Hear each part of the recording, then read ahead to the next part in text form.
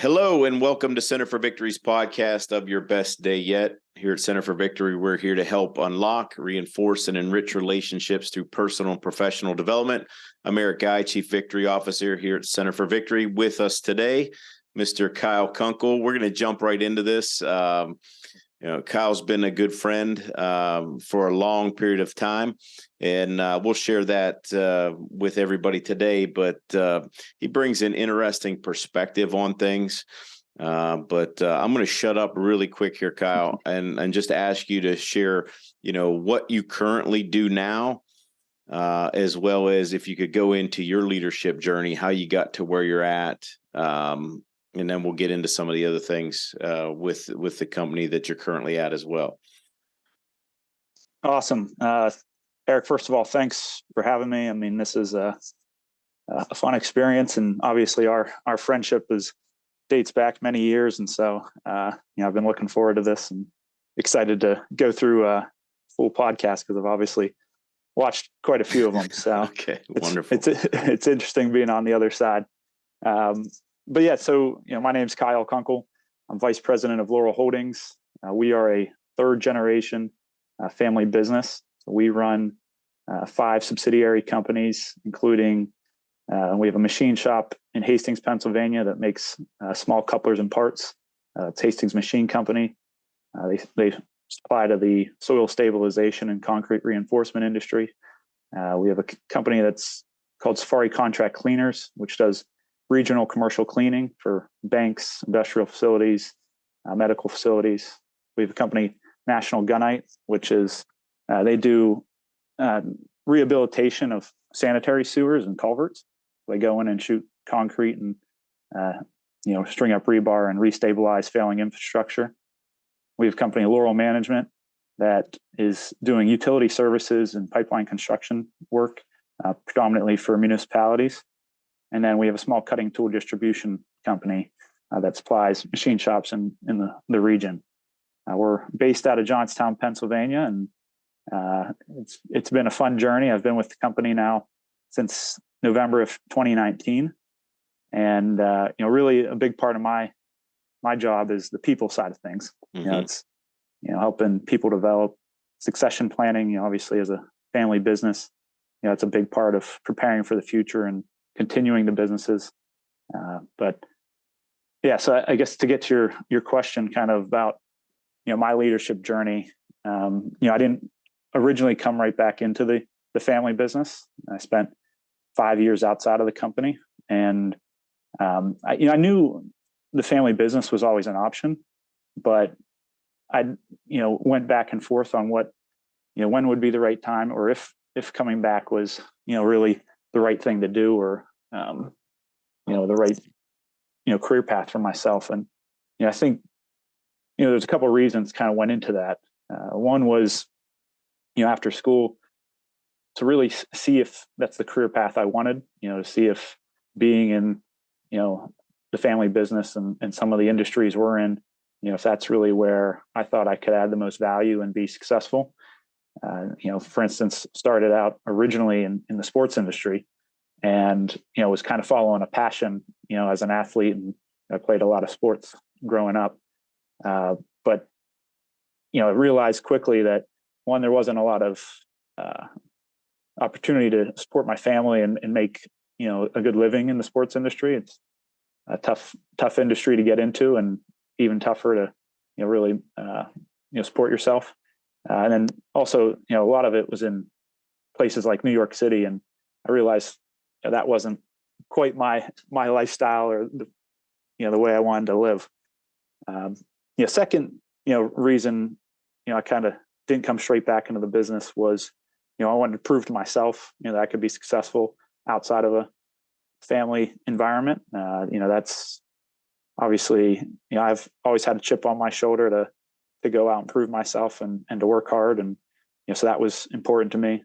And then I think most importantly, which really as I look back on the decision, was probably the best decision in the long run, was in order to come back and add value to the family business, it was important that I learned outside of our family business. And so that was, just a big part of what I was able to do in those 5 years that I spent between college and before I came back. Learned a lot and was able to now bring back some new ideas. Yeah, I have a lot of respect for that. Just the fact that you did that, the support that your father gave to you through that, instead of just, kind of handing you over the keys. I see too many things go that way. And it just, most of the time it doesn't work, just because you're not given a chance to go out, kind of cut your teeth and things like that. And you had various experiences. I mean, I know you started in sports, but there were other things along the way that gave you kind of that value. And like, how did you, I know some of it, but not everybody that's listening knows all of it. But how did you develop yourself in those years before you even came on board in 19 to your family's company? How did you develop yourself in those 5 years? And, what were your big takeaways? Yeah, well, I ended up actually, in those 5 years, had two big opportunities that really played a big part in my development. And they were very opposite. One was in a startup industry. So, coming off a Series C investment, was young and had a lot of opportunity in front of it. And so, and that was in the financial tech industry. And so was able to jump in and really kind of wear a lot of hats, be in the startup world. And then, I was there for 2.5 years and then spent 2.5 years with a very well-established company that's 40 plus years old, really had gone through the process of growing and being established and successful. So it was an interesting contrast between the two experiences, where you're a very young company and a very well-established company. And so I think I was able to take away, a lot of good lessons from that, as far as one, just how to manage people and how to deal with people. And, you just, it's two different worlds. Both were fast industries, the financial tech industry and then the flatbed trucking industries. So really just how to treat people, how to manage people, how to grow as a business, how to structure things. That contrast gave me a lot of good perspective. Then, also was involved in quite a different few industries. Both obviously had their industries in themselves, but for instance, the flatbed trucking industry, you deal with the steel market, you deal with, oil and gas companies and building products and other commercial businesses. And so that was really an interesting perspective, getting to be involved in many different businesses and get that insider look, I guess, during that time. Yeah. Now, again, I know this, but just clue people in, because I'm hoping to help people. Obviously we do this podcast to help people with their personal, professional development. You were not kind of sitting back on your heels, not investing in yourself. You did a lot during that time. What are some of the things that you did, that you looked into to develop yourself, to develop your self-awareness, to develop your emotional intelligence, your leadership style, things like that?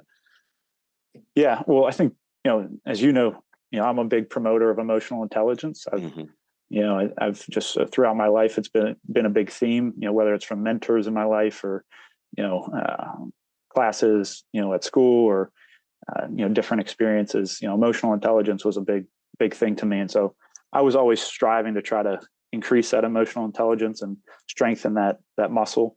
But a big thing that really played out, and obviously it's a big thanks to you, was, Kim, my father, prior to my 5 years, and getting my first job outside of school, he said to me, why don't you go take the predictive index and get your certified in the predictive index. And that was, where our relationship began.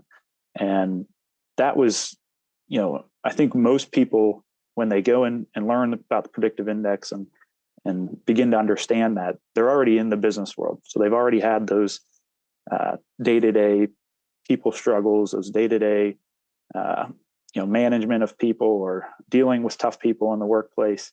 And this kind of gave me a foundation of kind of how to deal with, different types of personalities. And so that was, and I saw a lot of different personalities in those 5 years. And I think that's where it was just critical, for my success and my leadership journey to have that backbone to fall back on it of understanding. And I tried not to just settle there of getting certified. I tried to keep pushing it, And, yeah, you did. And that was, and whether that was, reading, self-help books and different things like that, or, participating in, some of your sales training and some of the other trainings. It's, emotional intelligence is like a muscle, and you got to keep using it and keep strengthening it. And so that was important over those 5 years. Yeah. So you mentioned, you're a third generation in the company, right? And again, I think I know the answer to this because I've I've known your father for a long time. I've known you for a long time. But how important is legacy to you inside the company, in your family and in your community? Like, what have you built? Like, many people that are listening to this might not know where Johnstown is, but right. I mean, you guys care about your community. You're very family oriented, even with your employees. So speak to that a little bit. How important is that legacy to you and to your family? Yeah, I mean, obviously, it's not you don't wake up every day thinking, oh, what's the legacy? But it obviously was a motivator in coming back, and it's a motivator of why we do what we do, within the community. And, I've always felt a sense of duty, I guess, maybe, to my family, to my community, to the company, to be a part of this and help continue it for another generation. It is one of those things I'm very passionate about. As you said, I love my family, and that's a big part of why, I came back. That relationship I had with, my grandfather, the relationship with my father, my entire family, that's a big motivating factor. You want to see the success and the impact that, the businesses have had. You want to see that continued. So, that's definitely a big part. And I came back, obviously. I have a lot of love for Johnstown. Johnstown holds a special place in my heart. Some people look at it and they don't see the same image and don't see the same place, and don't see that potential. But I truly do. It's such a great place to raise a family. And so being able to continue to provide jobs in this area is very important to me and very important to our family. We're fortunate to provide 200 plus jobs to the community, and hopefully we're going to continue to do that for another generation. Just because, that's what wakes you up in the morning and gets you motivated. That's really what gets me going, at least. I think, obviously I wouldn't be who I am without, my family, the company, and Johnstown. So I feel my part, or I need to do my part to give back and help. And hopefully, if we're successful as a team, we're going to have the opportunity to do that again, maybe for a fourth generation. That would be a great success in my book. Yes, sir. So speaking of those generations inside the company, as far as leadership lessons go, first from your grandfather, what did you learn from your grandfather, and then from your father? But let's start with your grandfather. Yeah, no, man, I could go on for hours just on this subject. But no, my grandfather, I always called him Kunk. But Kunk taught me a lot. He, one lesson that stuck out to me is just, he would always say, what did Jimmy Valvano say? Didn't matter whether we were, if I was stopping over to see him at his house or we were leaving dinner, he would always say, what did Jimmy V say? And, I'd repeat, don't give up, don't ever give up. And so that was just one of those things that, stuck between us. I mean, it's a core of who I am and the way I approach life and everything I do. So, that's definitely a lesson that sticks out in my head. Another one from him was just, he was a big promoter of the saying, keep believing. And I think, that kind of patient optimism, where, you just, have faith that things are going to work out, to be good and work out, for the betterment of the people around you and yourself. And just that idea of the greatest gift you can give to someone is believing in them. And so those are two that definitely, jump to my mind with my grandfather. Those are good. What about your dad? Well, obviously growing up in a household, where, he's the president and CEO of the business, you do just naturally, learn a lot from him. It's they're at the dinner table, business was obviously, talked about. And so you just learn a lot about running a company and being in a business environment. So there's tons of lessons that really stand out from him, just of how to conduct yourself and be professional. And, but a couple that probably stick out to me. I mean, first first and foremost was always, work ethic. Kim always said to me, if you want to separate yourself, you got to do it through work ethic. And, so that's always been another core of who I am, where it's, you got to go out there and work for it. It's nothing's handed to you in life. You got to be willing to put the work in if you want it.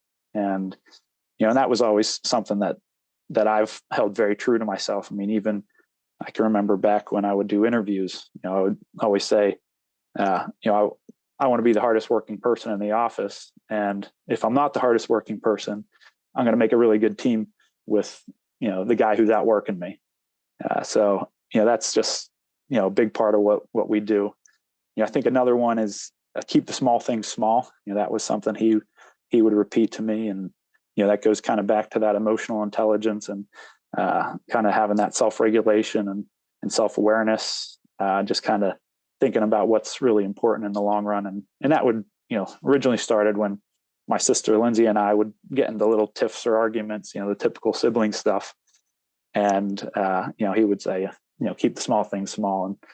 And so that's always been a big one, definitely, of just kind of keeping steady and mellow and not overreacting to different situations. And that's how I would describe him too. Like, I remember the very first time, this has been years ago, that I met him. I was just like, man, that dude is like chill. He's thinking through things. I typically don't meet a lot of leaders like that have that kind of calmness and thoughtfulness. So, yeah, I mean, I've learned a lot from him too, just being around. So that's good stuff. So, how do you think the lessons learned from them play out in your leadership style? That's a good question. I mean, I guess it boils down to it shapes your values. As a leader, it really kind of becomes that playbook for how you approach different situations. I always can lean back on those leadership lessons and those values that are important to me. I think that's definitely me. It's amazing the number of situations, particularly in the businesses we're in, that something unexpected is thrown your way, and it's easy to get disoriented in that environment or in those situations. But when you do have those values and those lessons to kind of lean back on, like integrity is a big one for us. It's do the right thing. It's some people that can get lost on them. For us, that's always something that is a core and a foundation of when we're making decisions. It's how do we make sure we do the right thing? So here's the big question, and I know this, but I've got more and more people asking about, I'm doing it other places, but, the difference is you've really jumped in and are really helping with this, because this is something that's near and dear to your heart too. But the question is, what are you currently doing to develop, engage, and retain your people? Yeah, well, I think first and foremost, we traditionally were a very numbers driven business. We were, which is why we've been successful. We've definitely understand the numbers that drive the business. But, recently, obviously with the current market, for labor, we've had to become much more people oriented, and be much more people focused. And so, obviously I have to thank Center for Victory and you for all the efforts we've been putting in. But, one of the biggest things we've now begun or in year 2 already is the leadership development program that we've put in place. And, as I mentioned earlier, succession planning is a big part about, what we do. But, this is our leadership development program is about emotional intelligence, growing that emotional intelligence, growing those leadership skills, being more goal oriented, and helping our people reach their fullest potential. And it's been, quite the journey. I know you and I have had many conversations on it. We obviously had an expectation of, when we first started of what we thought might happen and the impact it would have. But when you look back on the last year and even look at what's already happening this year, it's just amazing to watch the people grow, kind of see those light bulbs going off for them when they realize things and are learning things. And so it's exciting for us. And obviously I think it's making an impact, just because we're fortunate. We got a lot of great people. Yeah. And they've bought into it, and that's a big part of it. Yeah, absolutely. So I don't have to ask you if you think it's working. So you just answered that. But it is making a huge impact. We do talk about it quite a bit, even outside the classes.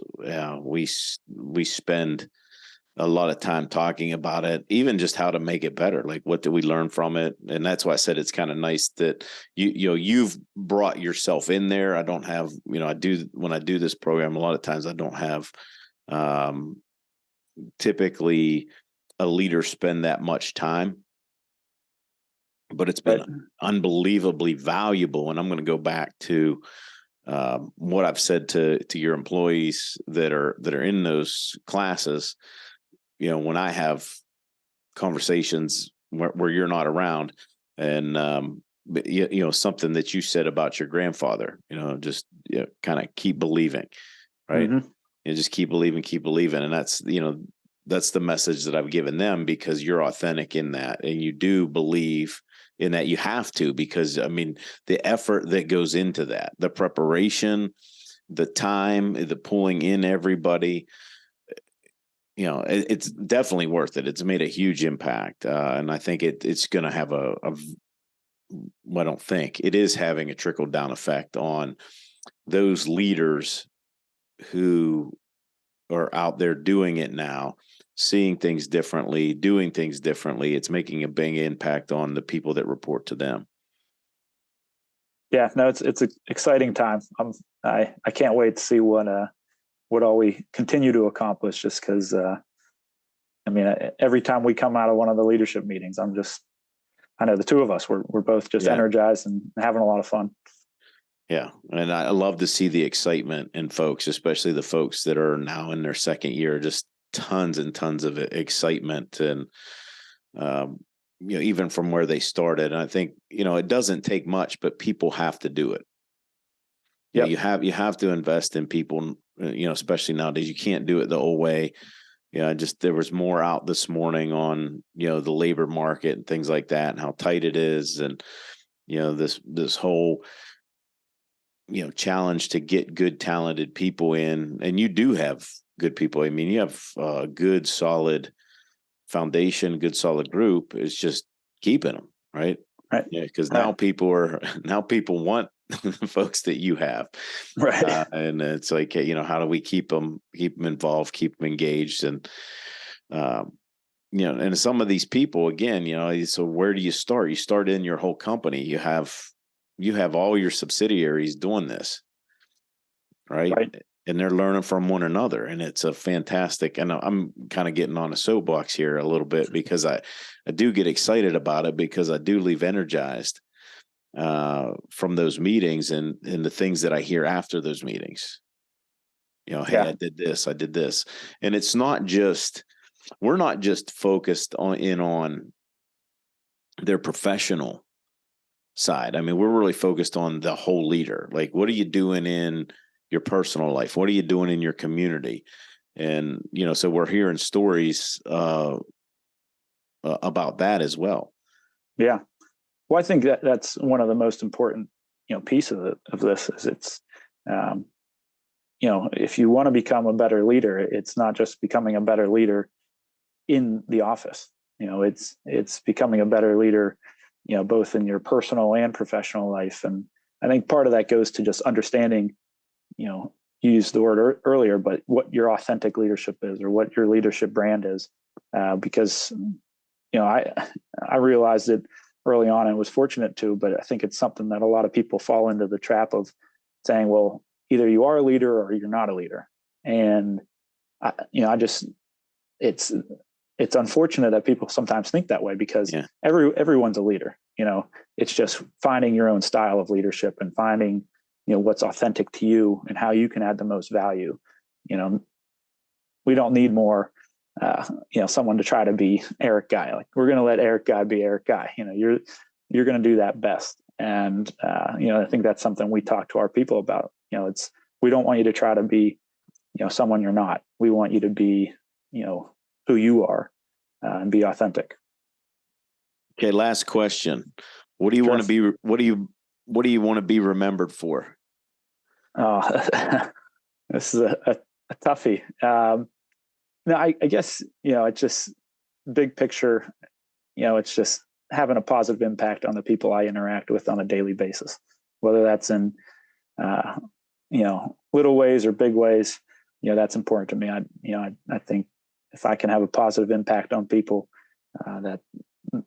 that'll play out well in the long run. Integrity, as I mentioned earlier, that's really something, that is core to who I am and something I try to live by. So, hopefully, being unselfish and someone who lived with integrity is definitely important. I think, when I think about the businesses and what we're doing, I hope we're able to make an impact, on the Johnstown community and the communities we work in, and just, be able to give back. It's just, I enjoy, helping others and enjoy seeing our community grow. And so if we're successful, maybe I'll be able to have a part in that and be, just be a part of that team. But I guess at the end of the day, the most important thing, is, being remembered for being a good friend and an even better family member. So. Good. That'll keep that legacy going down there. Well, that's it for today, folks. Kyle, appreciate you being on. Hopefully we can have you back on to discuss more things on leadership, because you have a lot of insight. You've done a lot in your brief time on Earth, and there's just better things for you. Thanks for watching, listening, folks. Appreciate if you'd hit that subscribe button. If you'd like more information, you could visit us at centerforvictory.com. And remember, wherever you're at, whatever you're doing, make this your best day yet. See you soon.